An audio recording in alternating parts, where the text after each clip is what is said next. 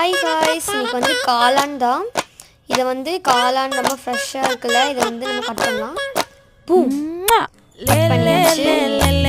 வந்து இதை நல்லா கட் பண்ணிட்டு